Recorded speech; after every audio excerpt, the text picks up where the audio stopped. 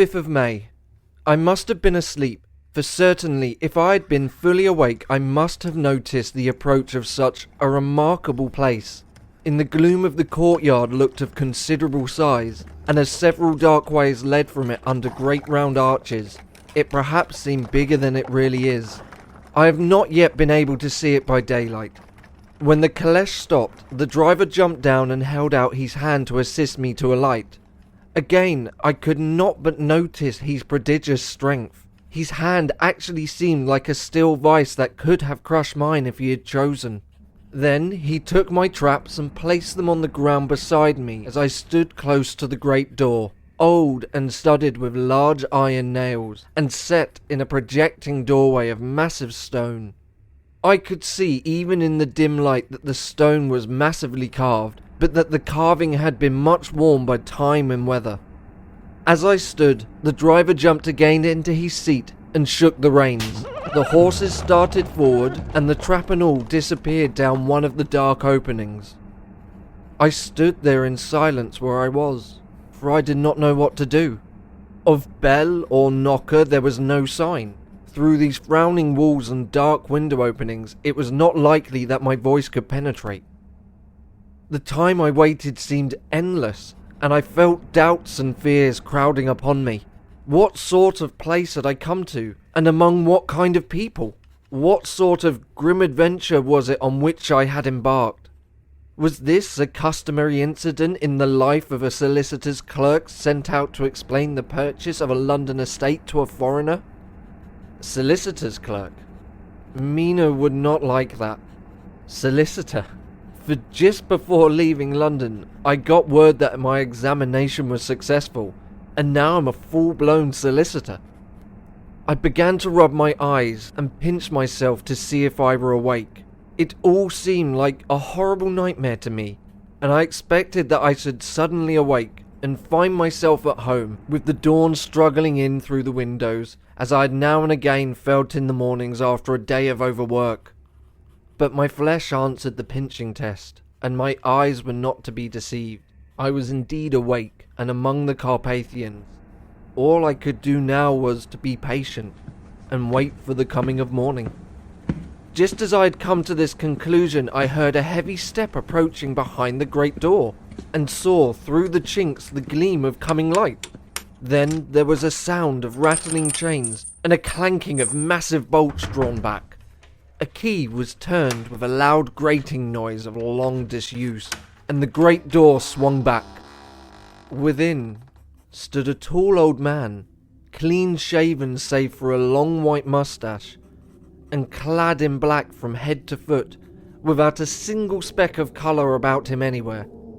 He held in his hand an antique silver lamp, in which the flame burned without a chimney or globe of any kind, throwing long quivering shadows as it flickered in the draught of the open door. The old man motioned me in with his right hand with a courtly gesture, saying in excellent English, but with a strange intonation, "Welcome to my house. Enter freely, and of your own free will." He made no motion of stepping to meet me, but stood like a statue, as though his gesture of welcome had fixed him into stone.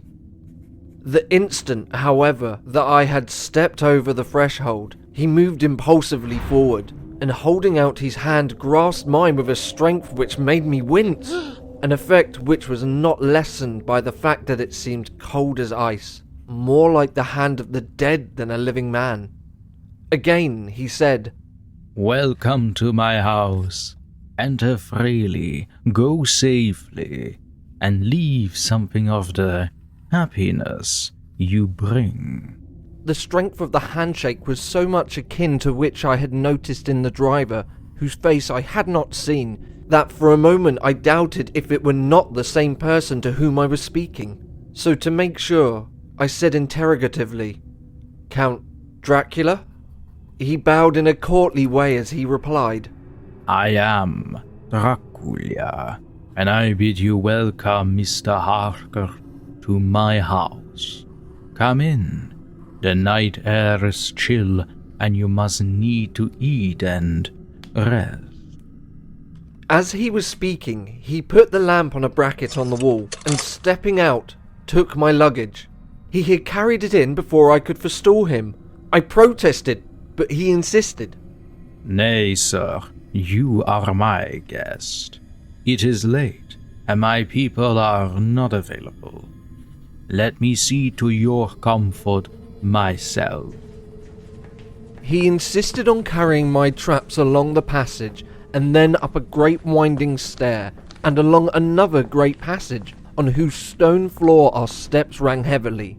At the end of this he threw open a heavy door, and I rejoiced to see within a well-lit room in which a table was spread for supper, and on whose mighty hearth a great fire of logs, freshly replenished, flamed and flared.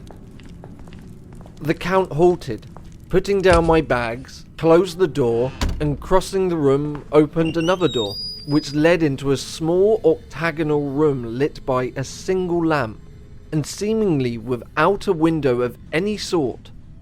Passing through this, he opened another door, and motioned me to enter.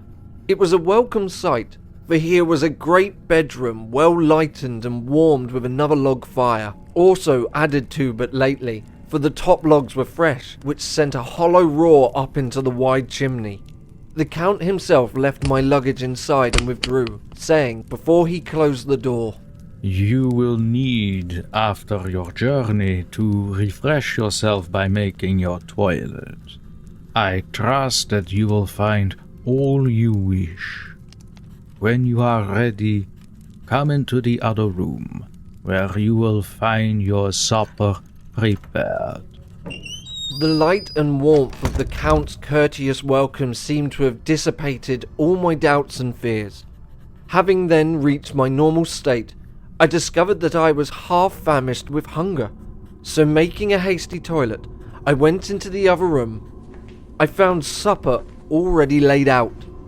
My host, who stood on the other side of the great fireplace, leaning against the stonework, made a graceful wave of his hand to the table, and said, I pray you be seated and sup how you please.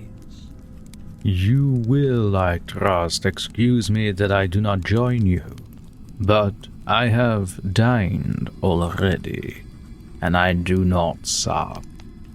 I handed to him the sealed letter which Mr. Hawkins had entrusted to me. He opened it and read it gravely. Then, with a charming smile, he handed it to me to read. One passage of it, at least, gave me a thrill of pleasure. I must regret that an attack of gout, from which malady I am constantly suffer, forbids absolutely any travelling on my part for some time to come. But I am happy to say I can send a sufficient substitute, one in whom I have every possible confidence. He is a young man, full of energy and talent in his own way, and of a very faithful disposition. He is discreet and silent, and has grown into manhood in my service. He shall be ready to attend on you when you will during his stay, and shall take your instructions in all matters. The Count himself came forward and took off the cover of a dish, and I fell at once on an excellent roast chicken. This, with some cheese and a salad and a bottle of old Tokay, of which I had 2 glasses, was my supper. During the time I was eating it, the Count asked me many questions as to my journey, and I told him by degrees all I had experienced. By this time I had finished my supper, and by my host's desire had drawn up a chair by the fire and begun to smoke a cigar which he had offered me, at the same time excusing himself that he did not smoke.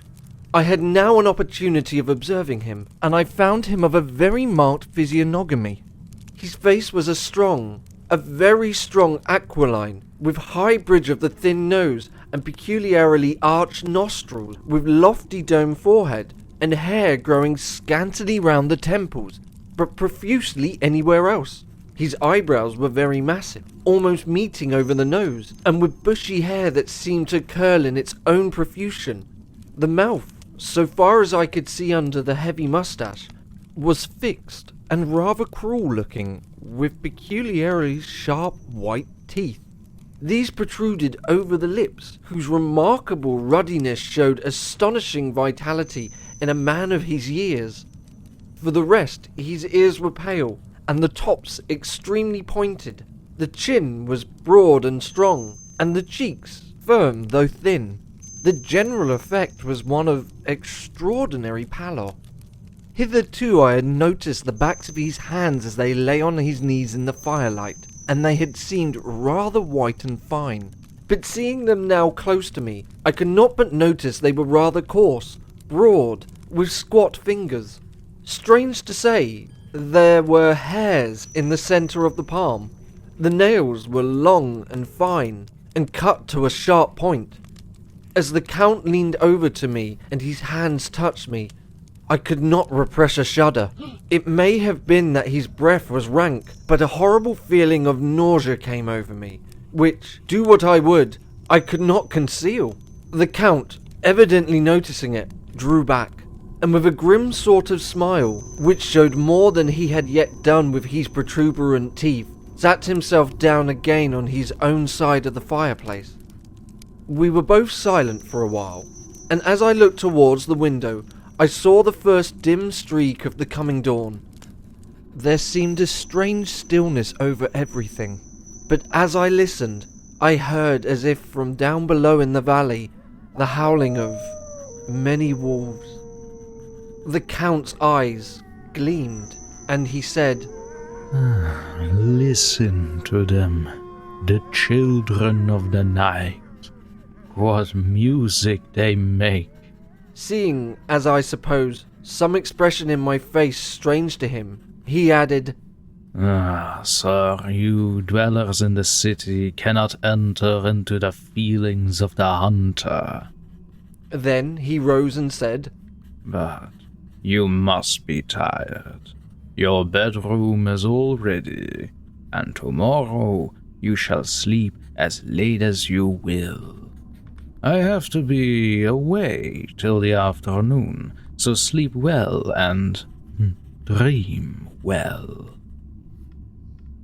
With a courteous bow, he opened for me himself the door to the octagonal room, and I entered my bedroom.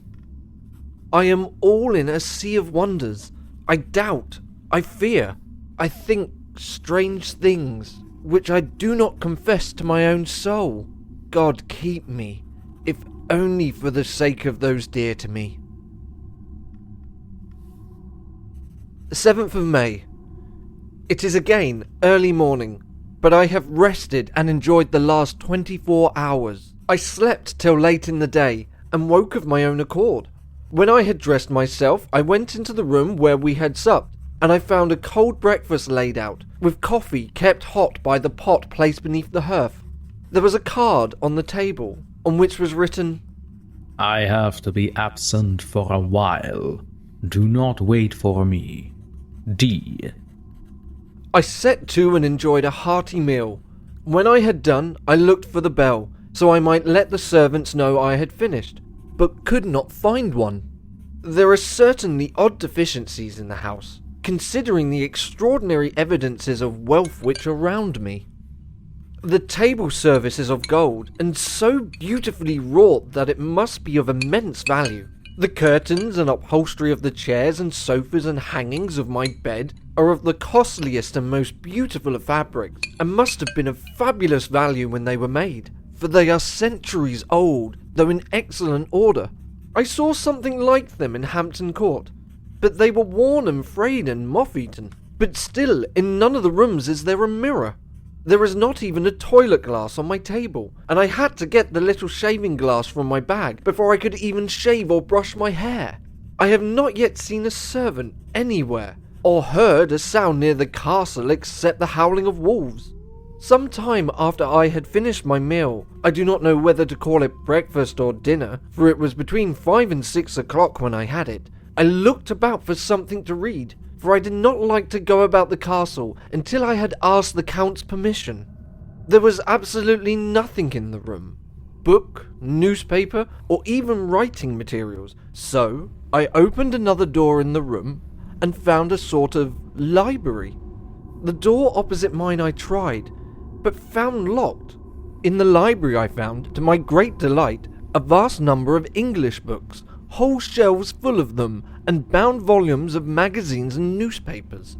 A table in the centre was littered with English magazines and newspapers, though none of them were of a recent date. The books here were of a most varied kind: history, geography, politics, political economy, botany, geology, law, all relating to England and the English life and customs and manners. There were even such books of reference as the London Directory, the Red and Blue Books, Whitaker's Almanac, the Army and Navy List, and it somehow gladdened my heart to see it, the Law List. Whilst I was looking at the books, the door opened and the Count entered. He saluted me in a hearty way and hoped that I had a good night's rest. Then he went on. I am glad you found your way in here, for I am sure that there is much that will interest you. These companions, And he laid his hand on some of the books, have been good friends to me, and for some years past, ever since I had the idea of going to London, have given me many, many hours of pleasure. Through them, I have come to know your great England, and to know her is to love her. I long to go through the crowded streets of your mighty London, to be in the midst of the whirl and rush of humanity, to share its life, its change, its death, and all that makes it what it is. But alas, as yet I only know your tongue through books. To you, my friend, I look that I know it to speak. "But Count," I said, "you know and speak English thoroughly." He bowed gravely. I thank you, my friend, for your all too flattering estimate, but yet I fear that I am but a little way on the road I would travel. True, I know the grammar and the words, but yet I know not how to speak them. "Indeed," I said, "you speak excellently." Not so," he answered. "Well, I know that, did I move and speak in your London, none there are who would not know me for a stranger. That is not enough for me. Here, I am noble. I am a boyar. The common people know me, and I am master. But a stranger in a strange land, he is no one. Men know him not, and to know not is to care not for. I am content if I am like the rest, so that no man stops if he sees me, or pauses in his speaking if he hears my words. Ha ha, a stranger! I have been so long master, that I would be master still, or at least that none other should be master of me. You come to me not alone as agent of my friend Peter Hawkins of Exeter to tell me all about my new estate in London. You shall, I trust, rest here with me for a while, so that by our talking I may learn the English intonation, and I would that you tell me when I make error, even of the smallest, in my speaking. I am sorry that I had to be away so long today, but you will, I know, forgive one that has so many important affairs in hand. Of course, I said all I could about being willing, and asked if I might come into that room when I chose. He answered, Yes, certainly. And added, You may go anywhere you wish in the castle, except where the doors are locked, where of course you will not wish to go. There is a reason that all things are as they are, and did you see with my eyes and know with my knowledge, you would perhaps better understand. I said I was sure of this, and then he went on. We are in Transylvania, and Transylvania is not England. Our ways are not your ways, and there shall be to you many strange things. Nay, from what you have told me of your experiences already, you know something of what strange things there may be. This led to much conversation, and it was evident that he wanted to talk, if only for talking's sake. I asked him many questions regarding things that had already happened to me or come within my notice. Sometimes he sheered off the subject, or turned the conversation by pretending not to understand, but generally he answered all I asked most frankly. Then, as time went on, I had got somewhat bolder. I asked him of some of the strange things of that preceding night. For instance, why the coachman went to the places where he had seen the blue flames. He then explained to me that it was commonly believed that on a certain night of the year, last night in fact, when all evil spirits are supposed to have unchecked sway, a blue flame is seen over any place where treasure has been concealed. That treasure has been hidden. He went on. In the region through which you came last night, there can be but little doubt. For it was the ground fought over for centuries by the Valachian, the Saxon, and the Turk. Why, there is hardly a foot of soil in all this region that has not been enriched by the blood of men, patriots, or invaders. In the old days there were stirring times, when the Austrian and the Hungarian came up in hordes and the patriots went out to meet them, men and women, the aged and the children too, and waited their coming on the rocks above the passes, that they might sweep destruction on them with their artificial avalanches. When the invader was triumphant, he found but little, for whatever there was had been sheltered in the friendly soil. But how, said I, can it have remained so long undiscovered when there is a sure index to it if men will but take the trouble to look? The Count smiled, and his lips ran back over his gums. The long, sharp canine teeth showed out strangely. He answered, Because your peasant is at heart a coward and a fool. Those flames only appear on one night, and on that night no man of this land will, if he can help it, stir without his doors. And, dear sir, even if he did, he would not know what to do. Why, even the peasant that you tell me of who marked the place of the flame would not know where to look in daylight, even for his own work.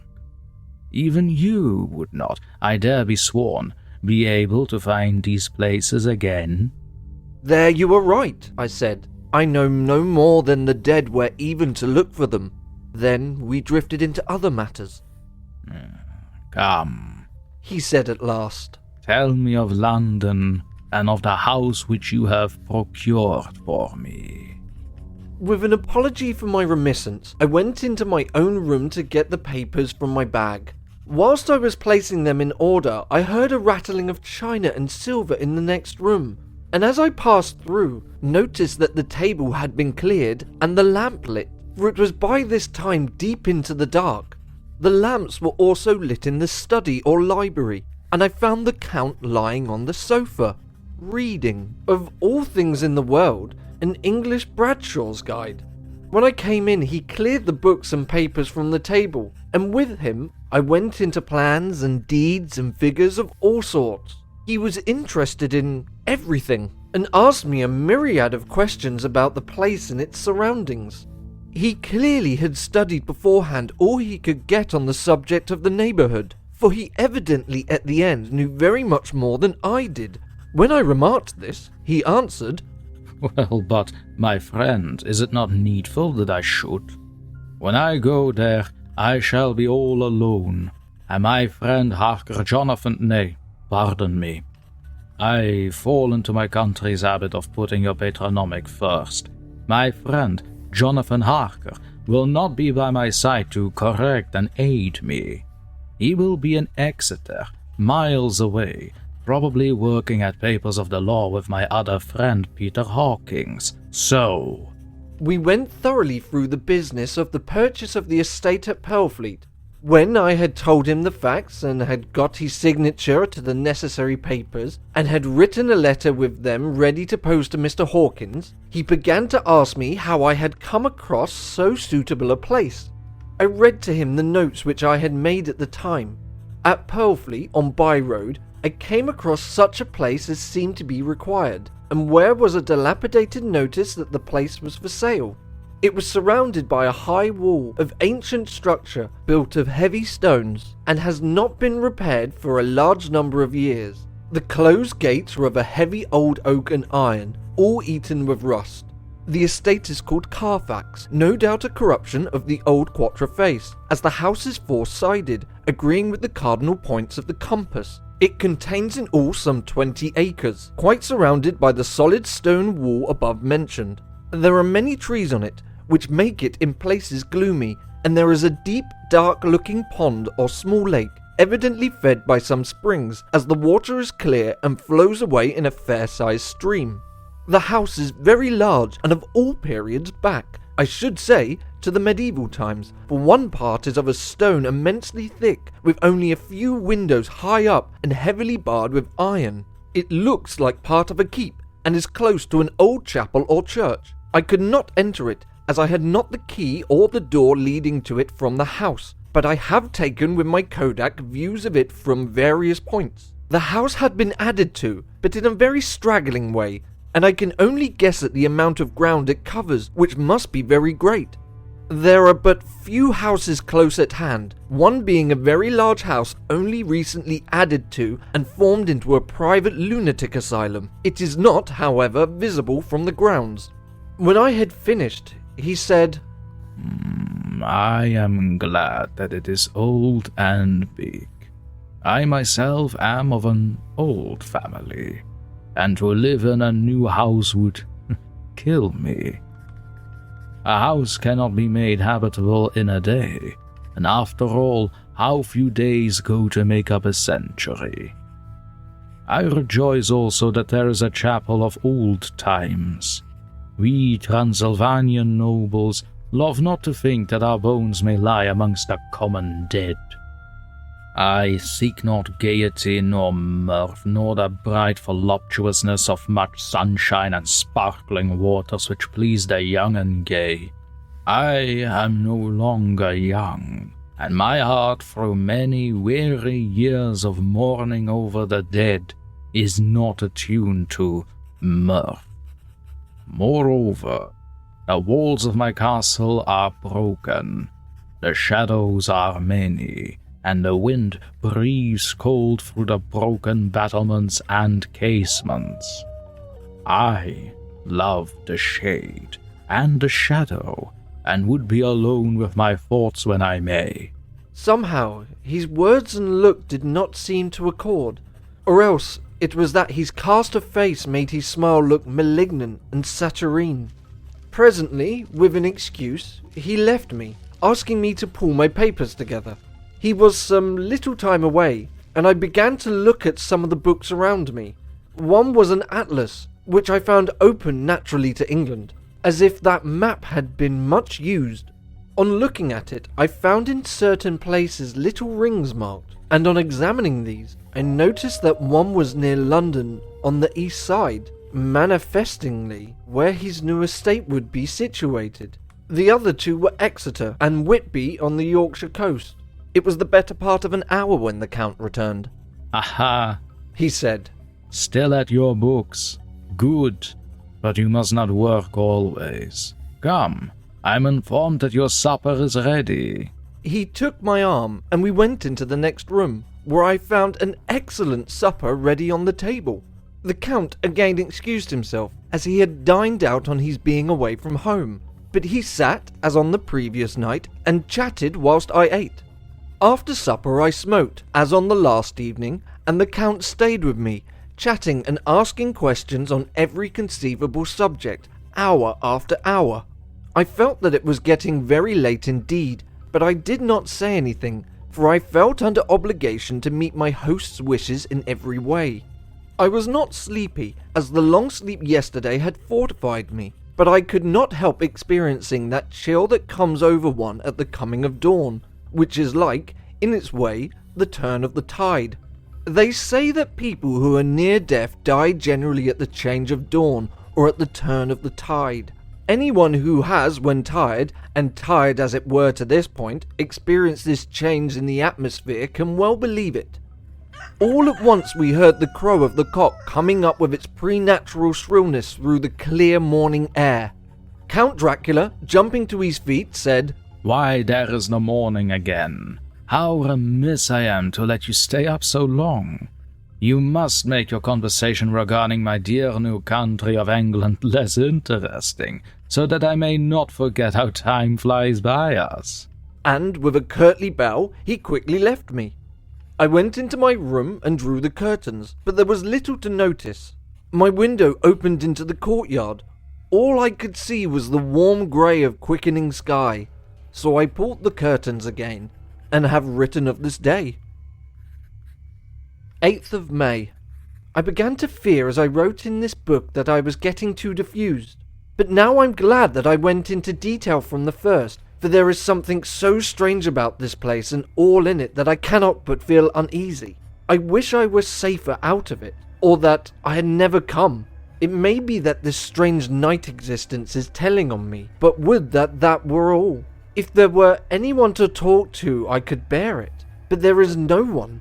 I have only the Count to speak with, and he, I fear I am myself the only living soul within this place. Let me be prosaic so far as facts can be. It will help me bear up, and imagination must not run riot with me. If it does, I am lost. Let me say at once how I stand, or seem to.